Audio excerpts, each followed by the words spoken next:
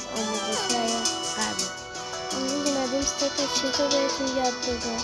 اولی اون پولاست که بابام بهتون حمله میکنه. این وسایل رو میخواد. یکی اینه، یکی هم اینه. یکی اینه، یکی هم اینه. این وسایلی که بعدش اینه. میان اینجا. نه عجیب این چیزه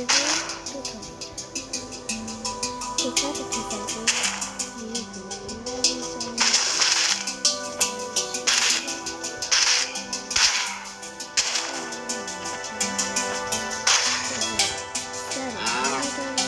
فقط همین سر باشه. این شکلی بعدش از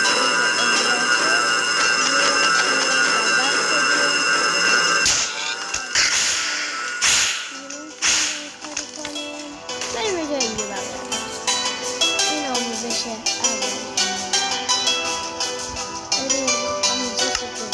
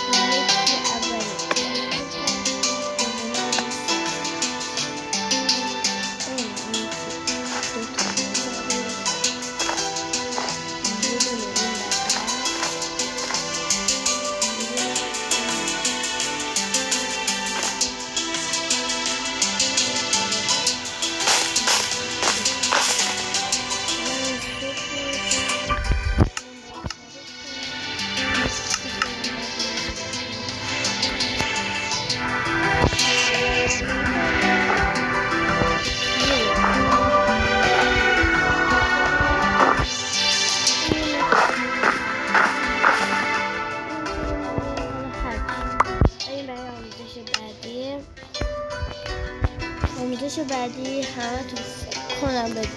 فکر کنم کمتر مردم میدونم.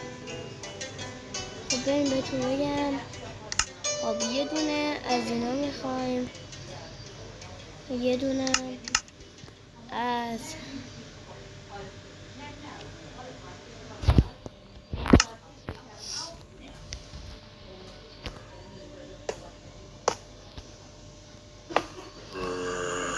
بعدش یه نوی سرام میخواد.